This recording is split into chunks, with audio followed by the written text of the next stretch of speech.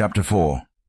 And the children of Israel again did evil in the sight of the Lord, when Ehud was dead.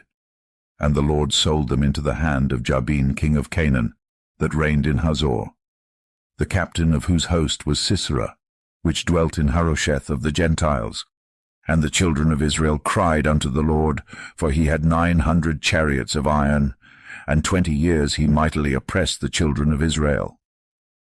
And Deborah, a prophetess, the wife of Lapidoth, she judged Israel at that time. And she dwelt under the palm tree of Deborah between Ramah and Bethel in Mount Ephraim. And the children of Israel came up to her for judgment. And she sent and called Barak the son of Abinoam out of Kedesh Naphtali, and said unto him, Hath not the Lord God of Israel commanded, saying, Go and draw toward Mount Tabor, and take with thee 10,000 men of the children of Naphtali and of the children of Zebulun? And I will draw unto thee to the river Kishon Sisera, the captain of Jabin's army, with his chariots and his multitude, and I will deliver him into thine hand. And Barak said unto her, If thou wilt go with me, then I will go. But if thou wilt not go with me, then I will not go. And she said, I will surely go with thee. Notwithstanding the journey that thou takest shall not be for thine honor. For the Lord shall sell Sisera into the hand of a woman. And Deborah arose, and went with Barak to Kadesh. And Barak called Zebulun and Naphtali to Kadesh, and he went up with 10,000 men at his feet, and Deborah went up with him. Now Heber the Kenite, which was of the children of Hobab the father-in-law of Moses, had severed himself from the Kenites, and pitched his tent unto the plain of Zanaim, which is by Kadesh. And they showed Sisera that Barak the son of Abinoam was gone up to Mount Tabor. And Sisera gathered together all his chariots, even 900 chariots of iron, and all the people that were with him, from Harosheth of the Gentiles unto the river of Kishon. And Deborah said unto Barak, Up, for this is the day in which the Lord hath delivered Sisera into thine hand.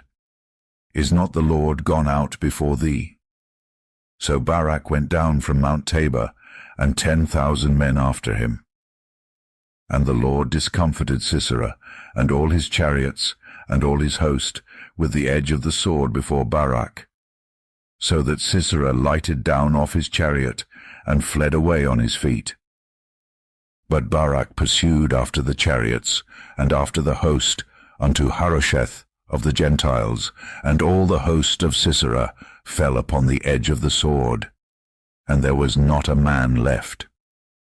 Howbeit Sisera fled away on his feet to the tent of Jael, the wife of Heber the Kenite, for there was peace between Jabin the king of Hazor and the house of Heber the Kenite. And Jael went out to meet Sisera, and said unto him, Turn in, my lord, turn in to me, fear not. And when he had turned in unto her into the tent, she covered him with a mantle. And he said unto her, Give me, I pray thee, a little water to drink, for I am thirsty. And she opened a bottle of milk, and gave him drink, and covered him. Again he said unto her, Stand in the door of the tent, and it shall be, when any man doth come and inquire of thee, and say, Is there any man here? That thou shalt say, No. Then Jael Heber's wife took a nail of the tent, and took an hammer in her hand, and went softly unto him, and smote the nail into his temples, and fastened it into the ground, for he was fast asleep and weary. So he died. And behold, as Barak pursued Sisera, Jael came out to meet him, and said unto him, Come, and I will show thee the man whom thou seekest.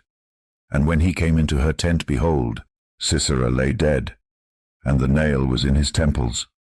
So God subdued on that day Jabin the king of Canaan before the children of Israel.